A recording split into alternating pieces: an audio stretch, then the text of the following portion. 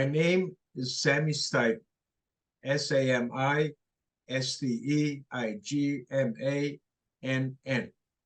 I am a Holocaust survivor. I am a child of Holocaust survivors, motivational speaker.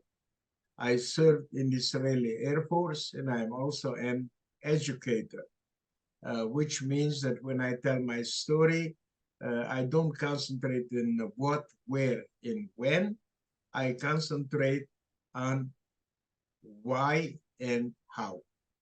Obviously, I have no memories of that period of time, and I have no memories of my years in the labor camp because I was too young in the Holocaust survivors until 1961 when there was in Israel the Eichmann trial. The Holocaust survivors did not speak publicly and definitely not to their children. They want the children to have a normal childhood. For me, the fact that I don't remember is a blessing in disguise because I don't have to relive those horror stories like the older generation. I am a newcomer on the speaking circuit. I started to join only in 2008. But because I spoke to large groups, organizations, not only students, not only in schools and colleges, I also gave and give 6, 7 presentations in one day. I reached, in my estimation, without feeling that I'm exaggerating, in a very short period of time, I've reached about 250,000. So when they liberated, it was became again part of, former Soviet Union. And we were in there for about 2 years. It was liberated in 1944. But in 1946, the Romanian government allowed a small group of Jews to repatriate, to come back. Unlike my mother and I that were born outside of Romania proper, my father was born in Romania proper. He opted to go back. Okay, he opted to choose the lesser of two evils. And for whatever reason, we settled in a very small town called Reghin in Transylvania. Okay, during the Nazi regime, there were only 3 countries that officially accepted Jewish refugees: Dominican Republic, China, and Philippines. So my uncle was never a survivor. He was never in a camp. He was a refugee in Shanghai.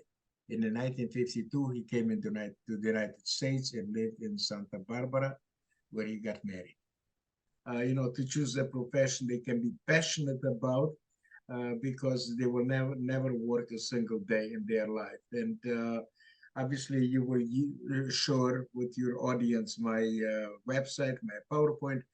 But in the website, you will see that I answered questions, okay, for 16 hours straight. So obviously, it was not only about the Holocaust. I found out that I was subjected to Nazi medical experimentation only when I was 31 years old. My parents came to visit me in Milwaukee in 1971. And after a short walk, when they came home, they saw me on the floor, almost unable to move, in excruciating pain. Both of my parents were shocked. They have never seen me in pain. I was very good in hiding it. So inadvertently, I don't think my father ever intended to tell me, he decided, okay, to tell me that I was subjected to medical experiments. It did not help me with the pain, but it gave me the courage to ask for compensation. Now, keep in mind, the Germans did not want to pay if you did not have any proof. And I did not have any proof. Number one, my father told me that I was subjected to it. I did not have any documents. I was homeless. So being homeless, I did not have any documents, okay? Number one, I didn't have, but even if I would have, okay, I would have lost it. And number three, when I applied on January 26, 2002, no, that was February 2nd, 2002. Okay, everybody was gone, including my parents. So I had no witnesses.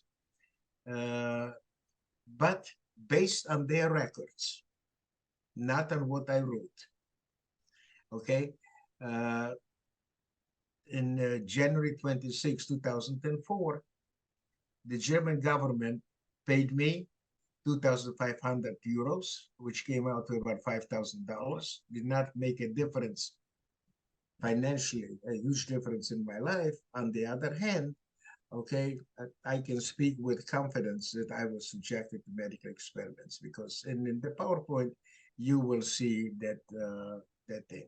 Okay, I was always in pain, but I'm coming from a generation that was and is very stoic, which means they don't show it, they don't talk about it. So even the doctors did not believe me that I am in pain because they couldn't see it on my face. Like for to give an example, there is no way of or or anything to prove that you have a back pain.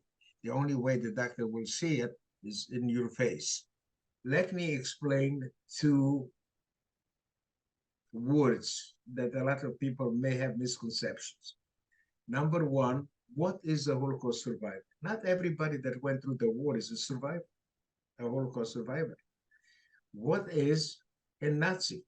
Not everybody, even if they joined the Nazi party, was a true Nazi. So let me explain those two things. Okay? Okay.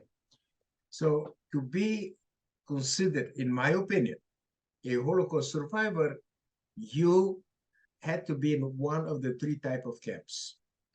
Okay, number one, concentration camps. When they brought the people, the camp commander, many times the doctor, whose job is to save lives, would be in the middle, never say a single word, and just point right, left, right, left. One group would be murdered right away.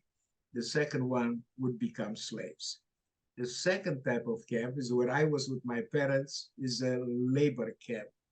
In the labor camp, they did not murder you right away. You died through attrition. Number one, okay, you were worked to death if you did not follow the instructions properly. You tried to be a wise guy or something. In front of everybody, they would beat you to death, okay, and to force compliance. At the same time, you were starved to death.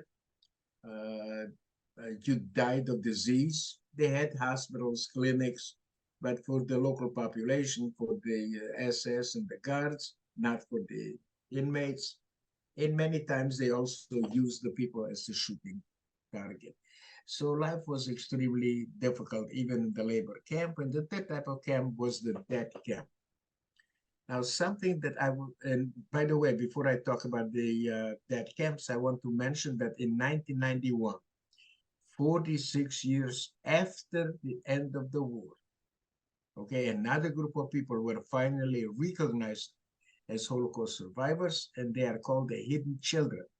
Okay, and these are people that were saved by strangers, hidden by them at the life of their own families, at the risk of their own families. At the same time, they lived in the sewer, in the forest, and did whatever they could to escape the dire consequences.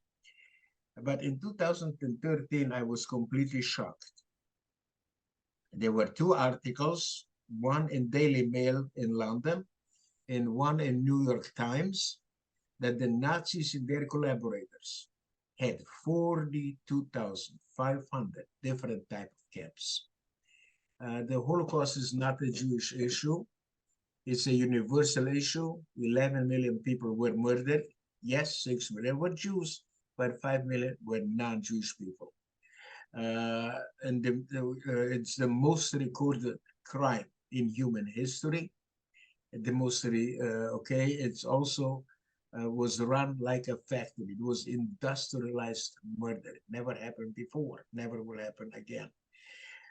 So We will never know the full extent of what really happened during those days. The books are open today. We don't have enough people to do the research and to find out every little town, every place, okay, where the Holocaust has happened.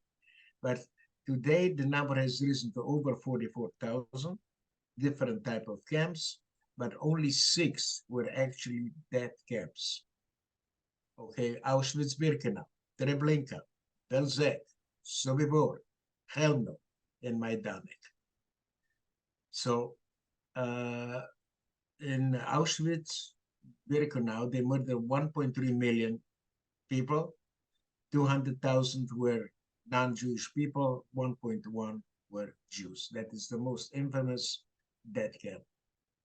Let me tell you what a true Nazi is. I grew up in a socialist communist country, Romania, after the war. So a lot of the people, if they wanted to advance in their careers, they had to join the Communist Party. That did not mean that they were communists. They did not believe in the ideology. So also during the Nazi regime, a lot of people joined the Nazi Party to advance in their careers. Okay, so for me, a real Nazi is the one that believed in the Nazi ideology. So I do not like to generalize, and people like to use words without being very specific on what they are talking about. By not reacting on a timely basis appropriately, things just keep escalating until they reach a point of no return. And if we are not going to react to what's happening today, that can lead to other tragedies. And I'm hoping that the young people will do the proper things and combat what's happening. So I'm going to start with the end of World War I. Okay, and when Germany lost the war in the Treaty of Versailles, okay, there were 3 punishments against Germany. They were so severe that the German people lost their national pride. Number 1, they had to return all the occupied land. They were not allowed to have an army. So many times in a military parade, I have seen pictures that instead of having guns, they would have shovels. And number 3 is they had to pay reparations to all the countries they fought against. And that caused inflation. And most of the people believe they know what inflation is, but I guarantee you they have no idea. And in 1917, 1 American dollar was worth 4 German marks. At the height of the inflation, 1923, how much was $1 worth? I'm asking you. 1 trillion. Okay, they used to print money. This country is in debt of $31.5 trillion. We are printing money. So what happened is you could have a wheelbarrow full of paper money and you could not buy a newspaper. Nobody wanted it, but they had no value. Okay, so you can understand, okay, the dire situation that the Germans were in and why they lost their national pride and why they were so desperate. Okay, and we also have a tendency that when we have small hate groups that come into existence, we dismiss them. You know, they're too small. Okay, nothing to worry about. It all started with propaganda. And the Nazis were exceptionally good. I would say geniuses, dark geniuses, but in propaganda. And they, every single day, they portrayed the Jews in the newspapers, in radio, everywhere, in every media that they had at that time. Okay, they portrayed the Jews as with big noses, ugly, unclean, people that you do not want to associate with, not worthy of living. The interesting part of it is that at the same time, what they did is they put them in ghettos, they boycotted the stores, but they were not violent against them. So let's start what happened. So people knew about it, but they didn't do anything about it. Okay, I said, okay, it's happening. It doesn't happen to me. And we have to understand there is only one race, is the human race. And what affects you, what happens to you affects me, affects every person. There is only one race, the human race. We have to care for each other. Okay? But they said, like a priest said, first they came for the socialist. Okay, I was not a socialist. Okay, and then they came for the communist. I was not a communist. And he goes through a list, and you probably know that until he said, after that they came, okay, for me, and there was nobody there to help me. So we have to help each other. Their initial goal was to have a Germany free of Jewish people, Judenfrei. But the Jews fought proudly for Germany in World War I. They were assimilated. They considered themselves Germans. They lived there for centuries. Why would they want to leave? So in 1934, to force them to leave, they came out with the Nuremberg laws. And in the Nuremberg laws, they took away their citizenship. Uh, Doctors could not practice medicine, teachers could not teach, children could not go to school, could not participate in sports. They told the German people, please do not associate yourself with your former friends, with the Jewish people. And remember one thing, the Germans are law-abiding citizens, even today. To give an example so everybody will understand, uh, when I use the word 65 miles an hour, in the United States is the benchmark. In Germany, it is the speed law. So when they told them not to associate themselves with the Jewish people, with their former friends, they felt patriotic to do that. Okay?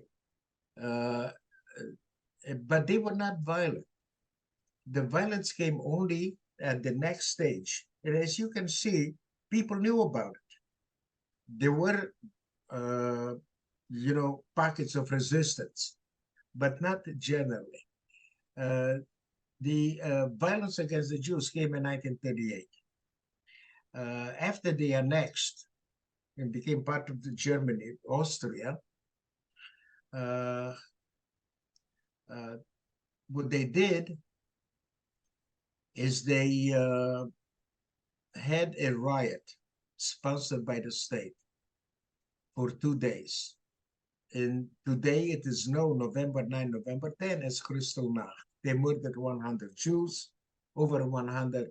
They destroyed over 7,500 stores and synagogues, and put in prison, okay, 30,000. But remember one thing. When they built the first concentration camp in Germany, Dachau, they did not target the Jews. They targeted their political enemies, the communists. It so happened that a lot of the communists were Jewish people. And remember one other thing. In Austria, they started a program, T4, okay, euthanasia, and they took mentally and physically ill Germans. They did experiments on them, and they also murdered them. And here is the most important thing to know. All of us, especially the young people, do not be afraid to speak up. A German priest found out what's happening in Austria. He made it public. There was a huge outcry in Germany, and the killing stopped, but not before. They murdered over 200,000 mentally and physically ill Germans. So as you can see, with each stage not acting on a timely basis inappropriately, okay, things kept escalating. And by the way, do you know what happened to the priest? He was not punished. I see, okay, you surprised. That's exactly what I want for people to understand, not to be afraid. and to speak up. And a lot of the young people today, okay, want to be part of the group, okay, the society, and they're afraid to talk. They should not, especially Jewish kids. Okay. So now comes the next stage. Uh, After Kristallnacht in September 1st, 1939, okay, World War II started in Poland. And Poland was annexed, okay, unlike Europe, which was occupied. So now, okay, with Poland and Austria, it became the Greater Germany. And in Germany proper, the Nazis did not want any Jews. But in Poland, they found 3.3 million Jews. What the hell do you do with them? And that came the idea slowly of exterminating. The other thing, okay, uh, comes the next stage. And the next stage comes June 22nd, 1941. Although they had an agreement, Germany and former Soviet Union, not to attack each other, okay, the Germans, the Wehrmacht in Operation Barbarossa, attacked former Soviet Union from the west. Okay, what does it mean? That is what is today Ukraine. But at that time, it was part of the former Soviet Union. And in Ukraine, they murdered 1.5 million Jews. That period of time is called murder by bullets.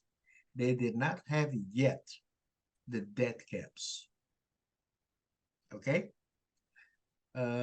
Even the Germans were surprised at the cruelty of the Ukrainians. It was unreal. They were probably the worst ones. The next group were the Poles, but okay, all the countries participated, okay, in the Holocaust. While I'm here, let me give you something that is interesting.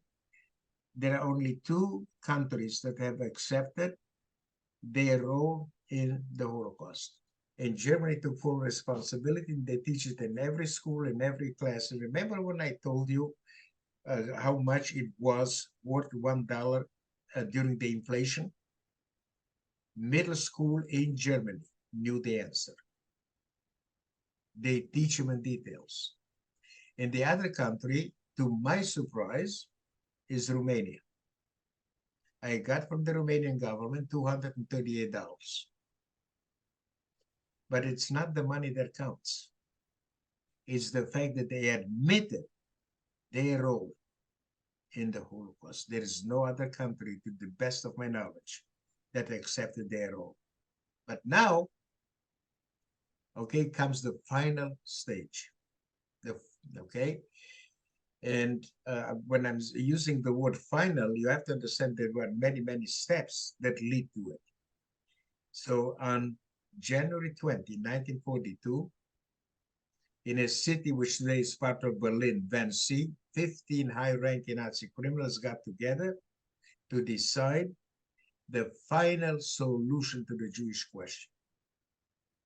That is what I call the beginning of the Holocaust. Okay. They decided, okay, to start with Europe. Okay. They came up with a list of all the European countries, 11 million Jews. Once they were going to murder all of the European Jews, they wanted to open up a museum in Prague. And they were going to call it the Museum of the Extinct Jewish Race. The Jews were never known as a race. But there is a virus today that can never be eradicated. And that is the virus of bullying, bigotry, Jew hatred, okay, hate, racism, and ideology. The only way you can combat it is only through education. Okay? And the reason that they coined the Jews as a race Jews were known as a nationality, religion, is because you can't annihilate a race. You cannot annihilate a religion or a nationality. So you see how clever they were.